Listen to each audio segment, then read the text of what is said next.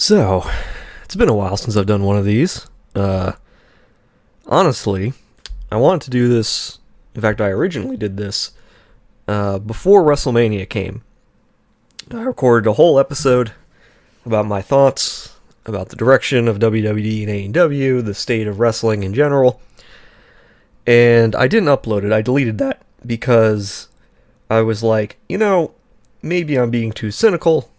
Maybe I'm missing something. I should probably wait until WrestleMania before uploading anything because it's entirely possible that I'm the one who's going to be wrong.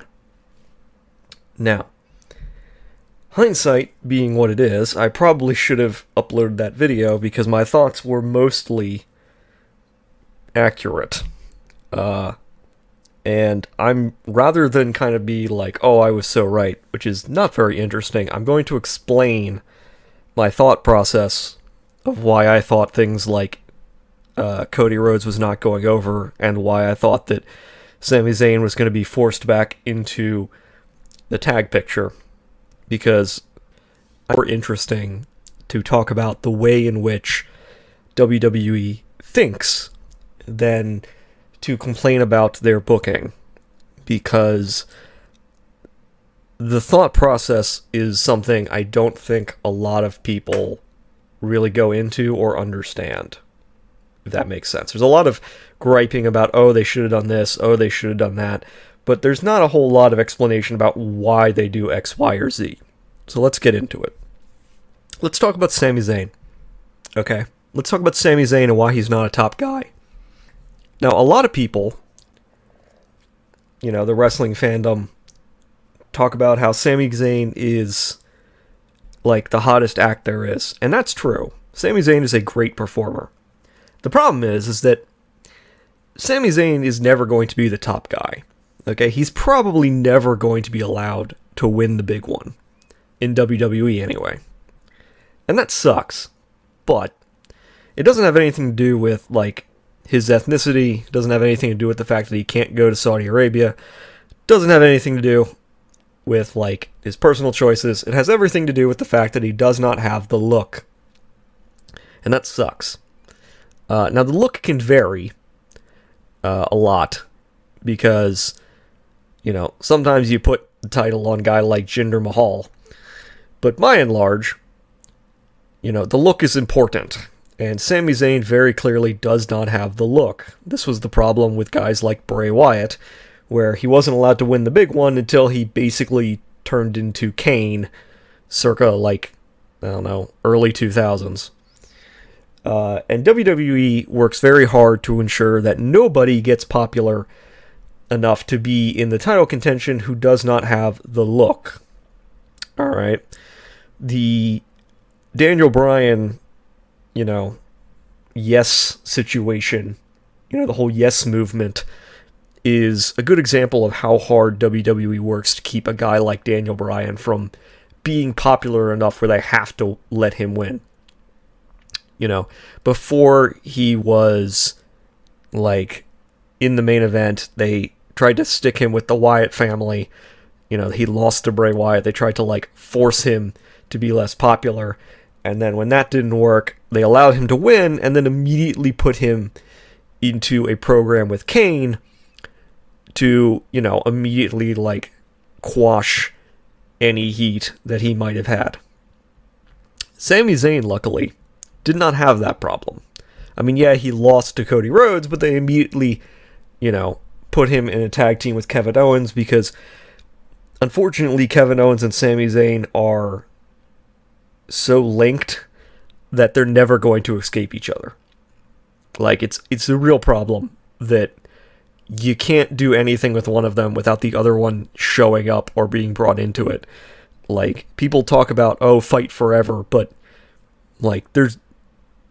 it's almost like each other are like an anchor around the other's neck. Because Kevin Owens can't do anything without Sami Zayn popping up, and Sami Zayn can't do anything without Kevin Owens popping up. And anything that they do, people are going to talk about the other one. It's a real problem. But in this case, it worked because it meant that they were allowed to win. I mean, sure, Sami Zayn was very clearly shunted out of the, top title picture, but because of that, he was allowed to win. He was allowed to, team up with Kevin Owens and win the tag titles against the Usos, which means that at least he won, not alone, but at least he won over, WrestleMania weekend, which is, I guess, better than Cody Rhodes, as we'll talk about. I will say that the problem with him winning that is that now they have no challengers because WWE has booked nobody in the tag divisions to, be on top. In fact, one of the major problems with all the titles being in the Bloodline is that there's not a whole lot of, competition going on either show. There's not a huge amount of, other talent to go up against them. They've basically beaten everybody, and all of the other tag teams are either thrown together or have been together long enough that they don't feel like a threat and are not going anywhere. So there's not really a whole lot of places for Sami Zayn and Kevin Owens to go, but that's not a fault of theirs. But anyway, they're probably going to have a fairly decent reign just because I doubt WWE really wants to put him back on the Usos again because it's clear that they had no plans, for the Usos. Anyway, moving on to Cody Rhodes and the fact that he was never going to win the big one. And I know what people are saying. How could that possibly be? How could they possibly not have Cody Rhodes, hottest act in wrestling, win the big one? How could they have not done this? The thing about WWE that you need to understand is anyone who comes in from another company is not going to be allowed to win their major feuds. They're just not, at least not at first. I want you to think back to Brock Lesnar. When Brock Lesnar returned to WWE, his first feud was against Triple H, and he lost. His next feud was against John Cena, and he lost. Okay? By the time that they put him in with The Undertaker, Brock was a loser. Okay? Brock lost every feud that he had when he returned to WWE because WWE sees outside talent as a way to put their own talent over. Okay? The way in which you book talent in WWE is if somebody leaves the company and goes and becomes successful and returns, what you do is you have your talent beat them so that your talent is shown to be superior because WWE can't recognize that anyone would ever do anything that is good or better outside of the company. They're never going to recognize the idea that you can leave the company and do better. Okay? And so if you come in and people love you immediately, you're going to lose over and over again. Because they need to show that their people are better, and also they want to take the rub. They want their guys to look better when they beat you. Now that's not how it actually works with the audience. The audience views this as being petty and short-sighted. But that's how people in WWE think. Okay? This was the whole problem with the Nexus. Okay, you might remember the Nexus was their original plan for NXT, where they had all these guys in, season 1, all these dudes from indie wrestling, and they basically just buried them, relentlessly. And then they had them all come up to WWE all at once, and then they had them all lose to John Cena because WWE needed to reinforce the idea that if you come from somewhere else, it doesn't matter if you were a world champion, it doesn't matter if you, did great work and had 5-star matches, you are on the bottom of the totem pole as soon as you return. That's just how WWE thinks. Okay? WWE spends all of its time trying very hard to ensure that nobody outside the company is ever allowed to succeed. Right off the bat. They have to prove that WWE is the end-all be-all. I think the only one who ever got around this might have been... it might have been Ronda Rousey, because she shows up immediately, and, as soon as she shows up, she wins the big one, basically. Although I think part of the reason for that is because she was, best friends with Triple H and Stephanie McMahon. Like, I'm pretty sure that they, they had something to do with that. But it also might have been that there was no way that Ronda Rousey was going to play ball unless she was allowed to win. Like, for better or worse, Ronda Rousey knows her own worth, mostly, and knows how big of a star she is, regardless of what she does. So if she didn't want to play ball, she would not have had to. WWE needed her more than she needed them. But by and large, most people who return to WWE after doing things don't get over and are not allowed to get over. Okay? Let's talk about, like, Matt Hardy, for example. Matt Hardy's Broken Universe, everyone knows it from TNA, and then he's brought to WWE, and he's thrown into a program with Bray Wyatt, and the whole thing just dies a horrible death, because WWE do not want something that was popular outside of their company to be allowed to get over. That would be a slight against their creative process, and they're not going to stand for that. So where does this leave Cody Rhodes? So Cody Rhodes, you might remember, used to be Stardust and used to be himself. And in some ways, I kind of wonder why he thought, or if he thought, that he was going to be able or be allowed to, win the big one in WWE. Because, like, very famously, Dusty Rhodes, who was a booker and world champion and everybody knew, when he came to WWE put him in polka dots and made him into a joke. Okay? So WWE has a history of messing with, like, the Rhodes family and not seeing the Rhodes family as being good enough to win the big one. So I wonder what he was thinking. But Cody Rhodes very famously was in AEW. He started AEW because he felt that he was being underutilized. He felt that he was being poorly managed. He felt that he was not given the opportunities that he wanted in WWE. And he felt, perhaps very wisely, that there were opportunities outside of the company. And so he and a bunch of his friends and a billionaire son started AEW. Now, in AEW, he immediately became the number one contender for the top title because he's also booking the whole thing. And it turns out that when bookers are wrestlers, they tend to put the title on themselves. This happens in every company, okay?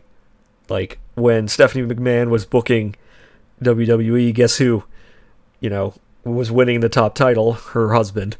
This happened in WCW, this happened in the territories, and if you're not putting it on yourself, you're putting it on your family members. Like Vern Gage put it on his son, who ruined his own company. In TNA, you had Jeff Jarrett constantly winning or holding the title because he ran the company. So this is a long-standing, thing. The guys who are booking the show always have the thought, hey, what if I won the title? What if I was the guy who was, on top of the mountain in my company? So obviously, Cody Rhodes ends up at the top of the company. He ends up, being the world title holder, and people very quickly got sick of it because knowing the dude who is running the company is also beating all these other people and making himself out to be the best is not a particularly babyface move. And so people very quickly got sick of him. Now, to the credit of Cody Rhodes, he realized this. And so he quickly slotted himself into a feud where he said, if I lose, I will never challenge for the world title ever again. And he lost. And people, for a moment, had hope. There's one problem. He still needed something to do in his company. And so he put himself into, I think it was the TNT title? Might have been the TBS title. I forget which one it was at the time. But basically, he put himself in line for the secondary title, and then he just started, main eventing things every week. Every week, it didn't matter that he was challenging for the television title. He was always in the main event. His programs always got the most TV time, and everybody pretty much knew that, yeah, he wasn't challenging for the world title anymore, but he was still the most important guy in the company, according to the company, and people got sick of it. And then he had a falling out all of a sudden with the owner of the company, Tony Khan, and he leaves the company. I can pretty much imagine what that fallout probably was. It was probably something along the lines of, hey, Cody, you can't keep booking yourself to be in the main event. We have to let other people in the main event, Cody. You're going to kill the company. You're turning into the NWO. You need to stop doing that. And he left, and he went to WWE, where he was immediately slotted into the main event. Or at the very least, the top babyface in the company. Now, this is partially because WWE, has no ability to book babyfaces, and this is also because they're going to absolutely take advantage of, a guy who's coming back with all this momentum behind him. Part of it, I think, is that they were like, he couldn't cut it in this other company, so he's going to come back to us, and we're going to, show that we can use him better, almost. I was a little worried because the first thing they did was slot him into a feud with Seth Rollins, and Seth Rollins is a guy who kills everybody else's heat stone dead. Seth Rollins is the guy who has turned into Kane, almost, where you put people into feuds with them if you want to make sure that that guy's not getting over. Because Seth Rollins is just like a black hole where people's fan base goes to die. All the interest gets sucked out if you get put into a feud with Seth Rollins. Anyway, Cody Rhodes actually got injured in that Hell in a Cell match, which was probably lucky for him because it meant that he didn't have to be exposed over the next 7 months or however long it was. And then he wins the Rumble. There's only one problem. The main guy that is facing Roman Reigns is Sami Zayn. And so now you have two guys fighting for one guy in the title. And you obviously couldn't have Roman Reigns defend twice because that's a babyface move. Defending your title, defending in multiple matches, is a babyface thing. So you can't do that. So you either have to have a triple threat where Sami Zayn gets the pin. And that was what I thought was going to happen. I thought what they were going to do was they were going to have a triple threat and then Cody was going to pin, either Cody was going to pin Sami and win without Roman losing, or Roman was going to pin Sami and then Cody was going to lose without losing. That's why you do a triple threat like that, a triple threat title change. But slotted him back with perennial friend/enemy Kevin Owens, and he went on to challenge for the tag titles, as we talked about, and so that left a one-on-one match with Cody and Roman.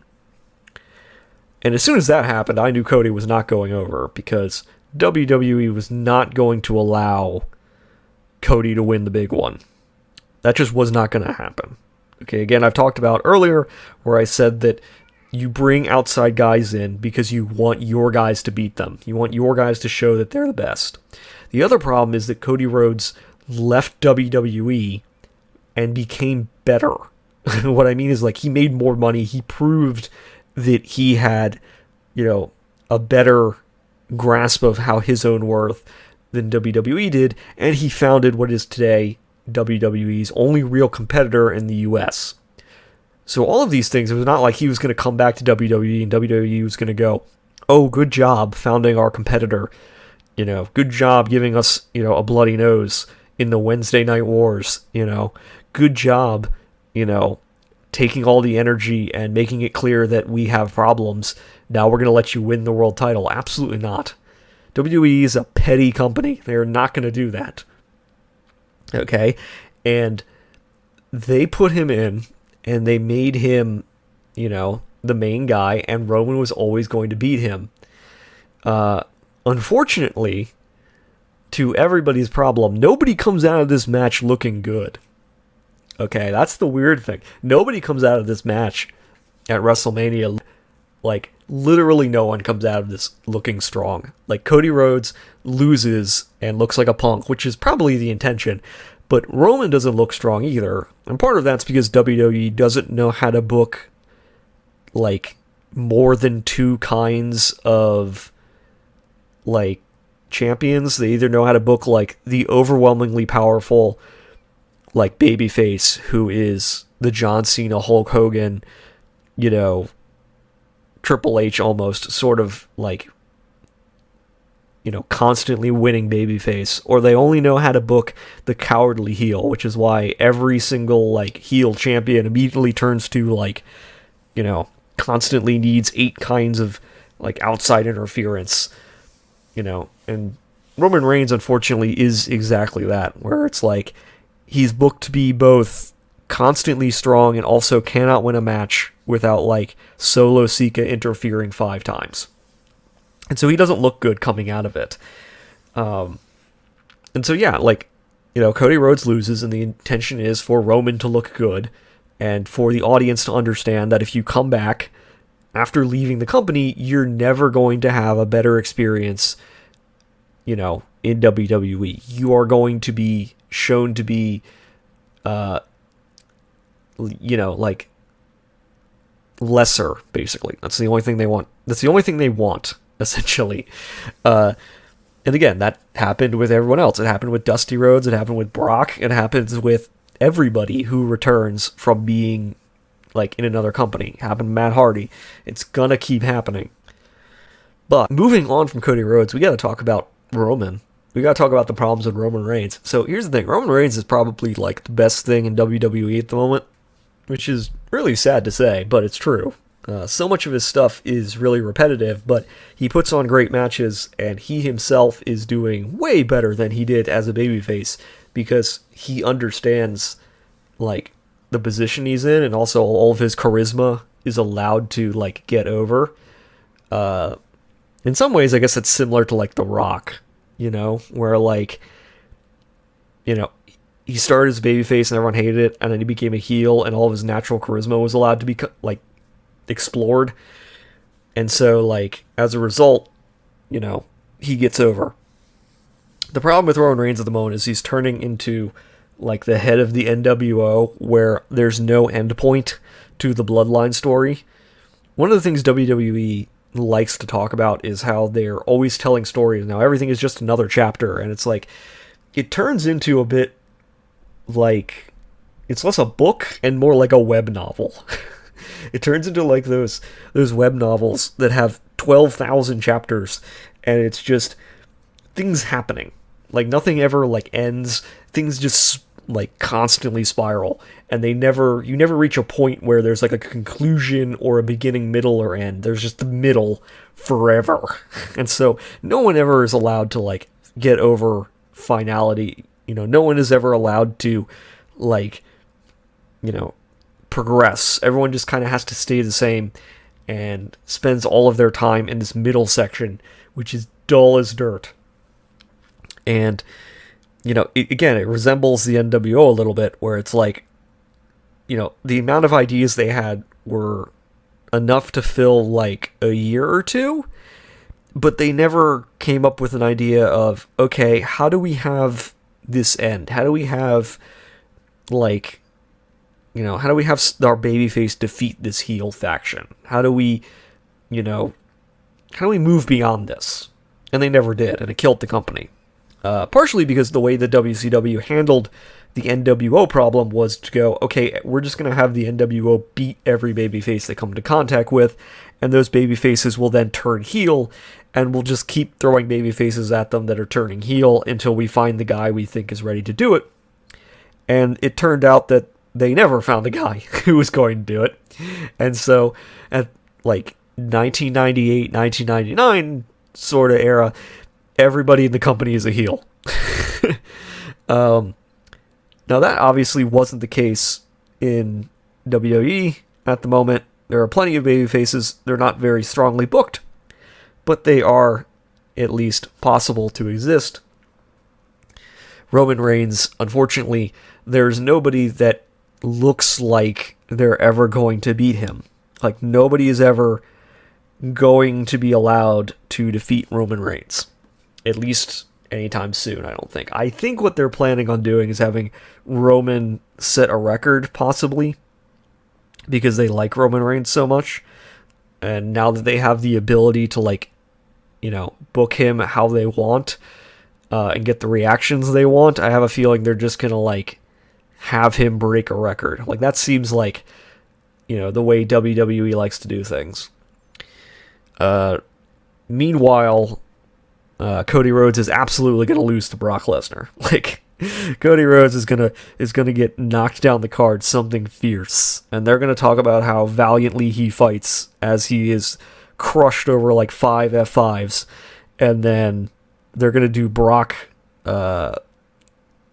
Reigns number however many, because Brock Reigns is basically the new Cena Orton, where they have two guys who they know can put on good matches and are really used to working on each other and are, for better or worse, the two top guys in the company.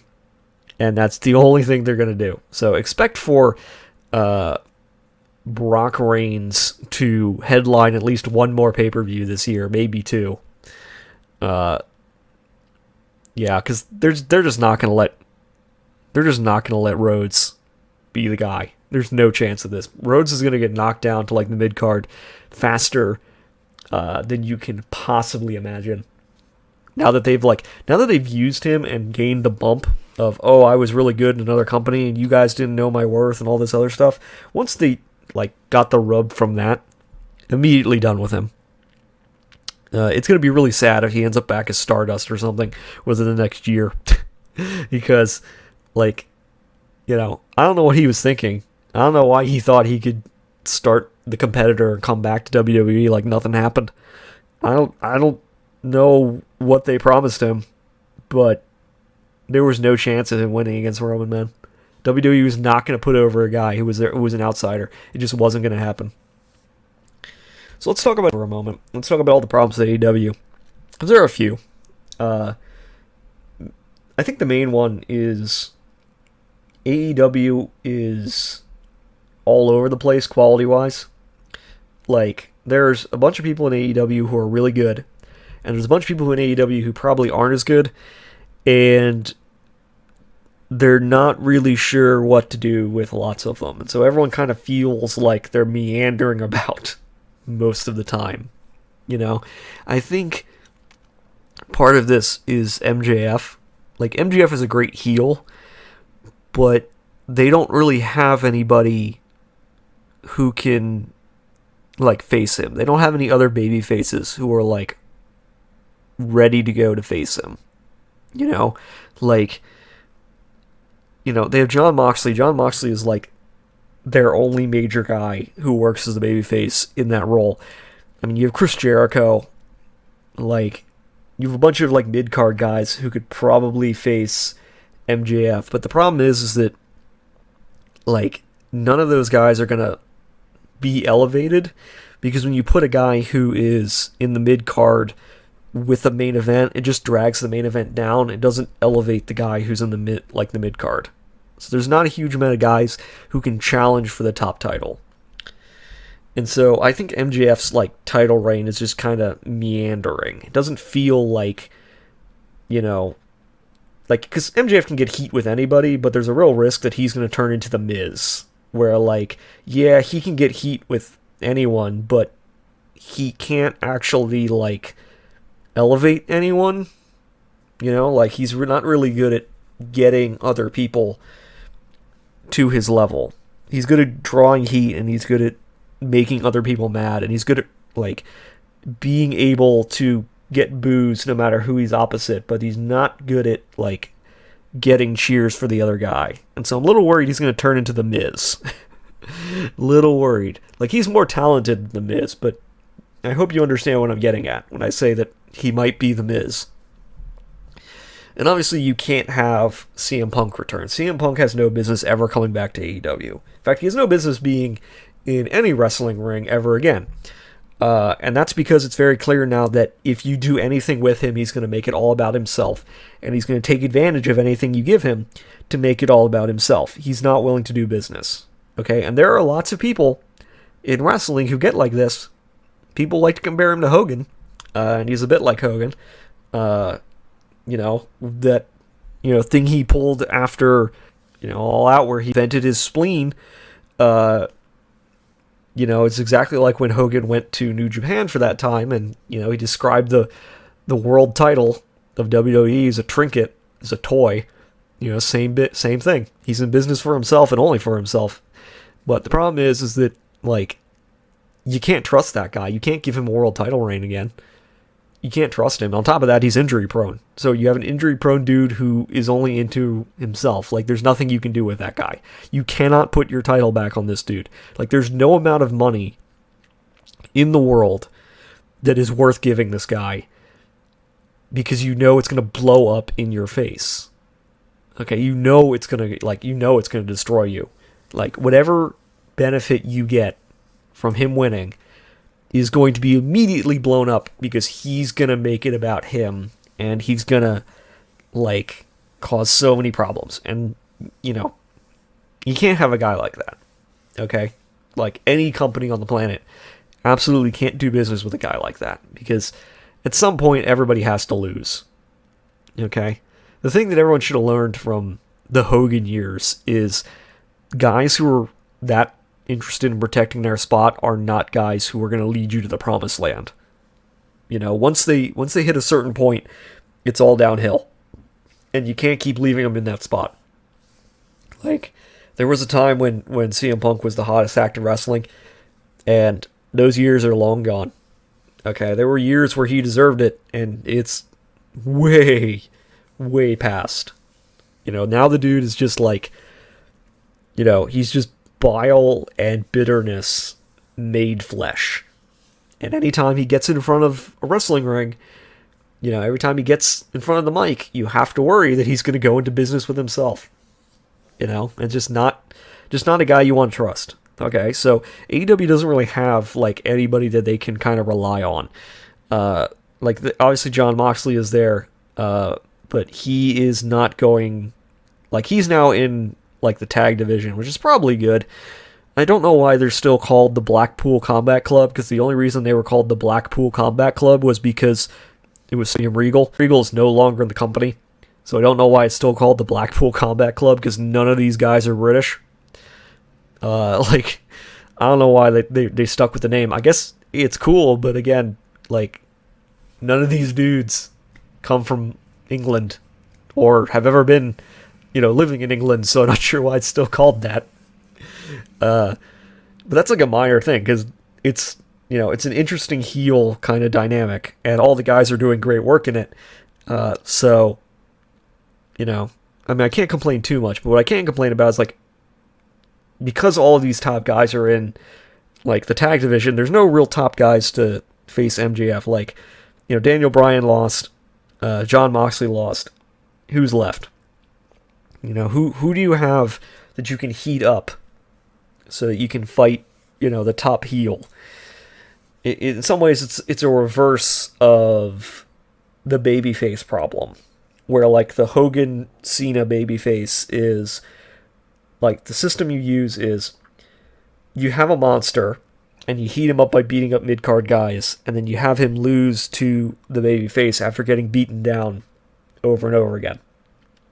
And then when he loses, you send him back to the mid-card and you elevate some other monster to do the same thing, and you rinse and repeat until the monster is no longer credible, and then you fire him. Okay? So, like, that's why, like, Hogan was facing Andre, and then he fought, like, guys like King Kong Bundy. He fought all these other dudes who were, like, the monsters of the week. Like, that was the system.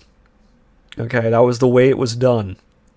And when you have the dominant heel champion, it's the reverse, where it's like, you have to keep finding valiant babyfaces who are good enough to be, like, challengers. And the real problem is that it's easier to heat up a heel than a babyface. Okay, it's real easy to create a monster heel, because all you need them to do is look menacing and beat up a babyface. You can make the Great Khali look like a dominant force, all right? But a babyface has to be invested in by the audience.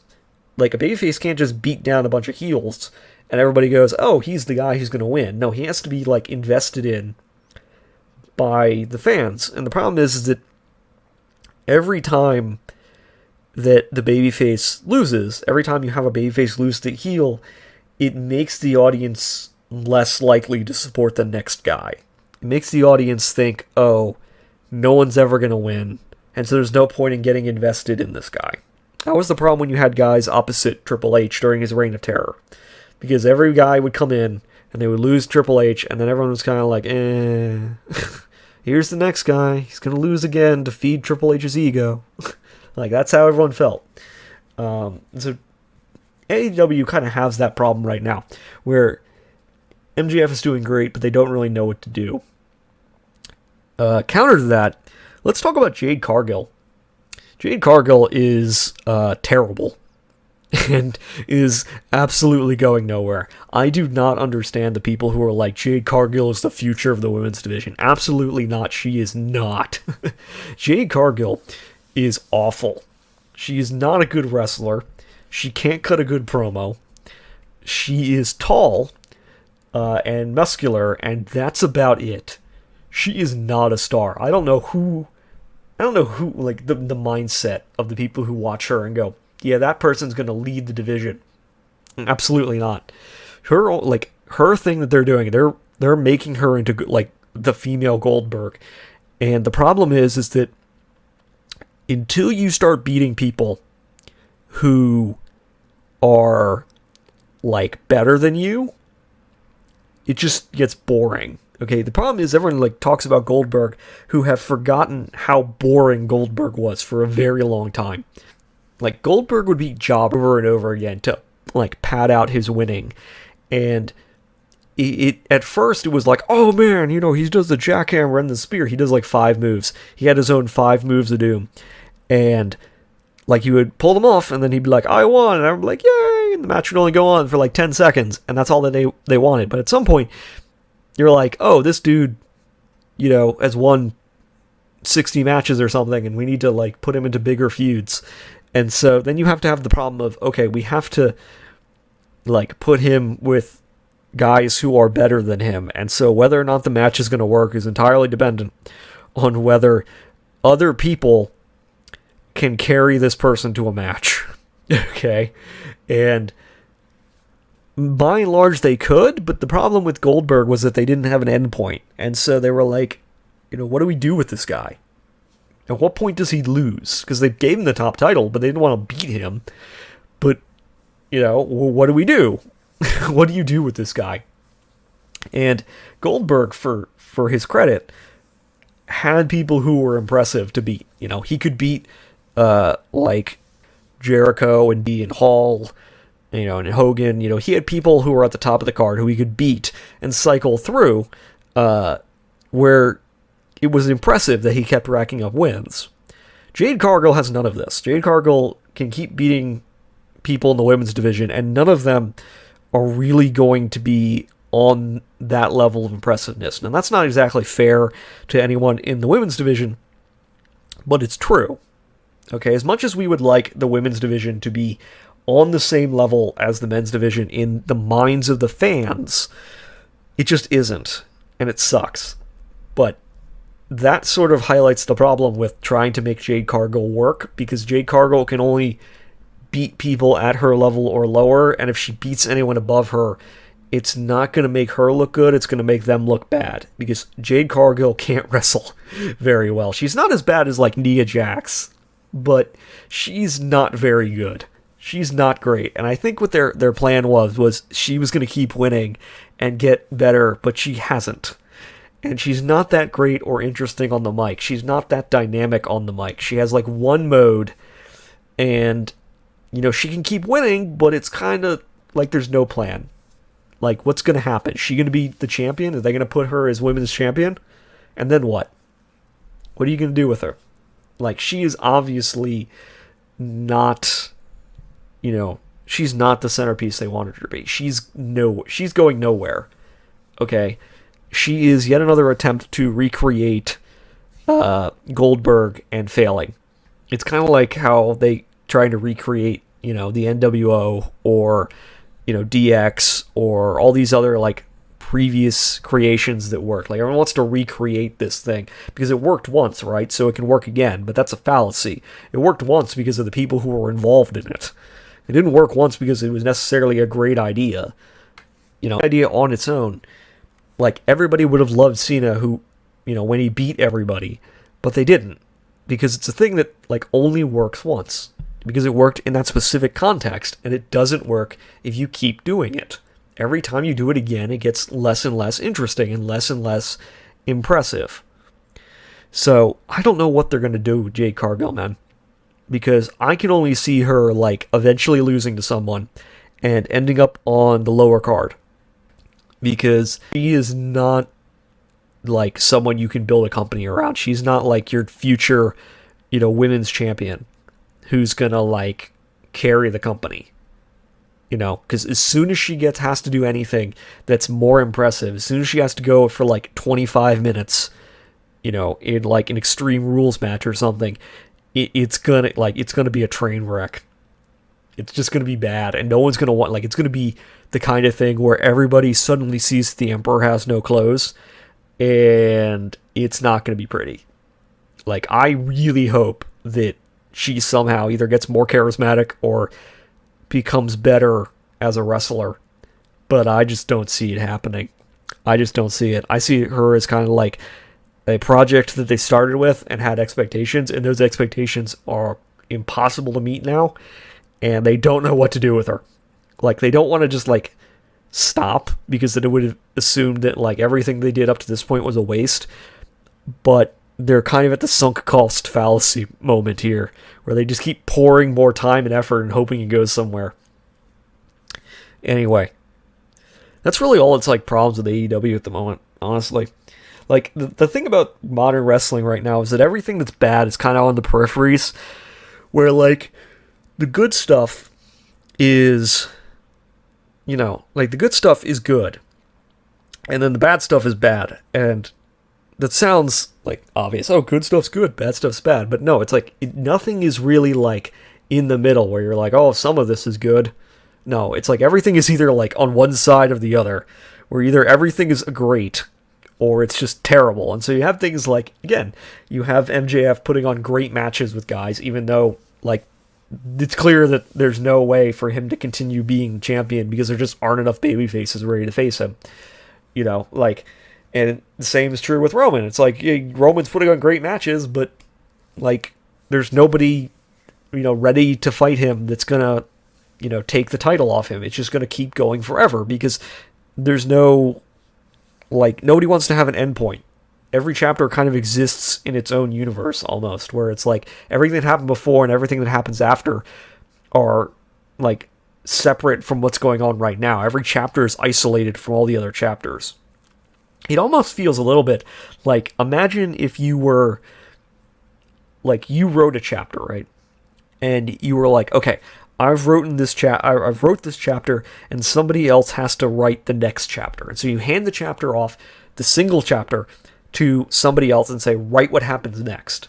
Okay? And then that person hands their chapter, but not your chapter, to someone else. So they don't know what happened before person B, they don't know what happened in your chapter. All they know is what happened to person B's chapter. And so person C writes a chapter based on person B's chapter, and then person C gives it to person D, but person D doesn't know what happened in person B or your chapter. Okay, that's how it kind of feels. Like, every single chapter is only familiar with what just happened immediately preceding it and nothing else. Like, they don't know how they got there. They don't know what set up this. It's like playing a game of telephone, almost, in wrestling booking. Like, that's how it feels in AEW and WWE. WWE is worse at it, but, like, that's how it's kind of feeling. Like, that's the way they've decided to write stories. And I hope it changes, but I don't see it changing. But anyway, that's my thoughts on wrestling at the moment. Hope they find somebody to beat Roman eventually, because otherwise it's going to be really depressing watching him win over and over again. The guy deserves better. The guy deserves, like, the guy was pushed too early and everybody hated him, and not really of his own fault. Everyone just wanted him to be someone else, and he wasn't them. And, he survived the hazing. He survived the hard knocks, and he finally made it to a point where everyone goes, yeah, he's the guy.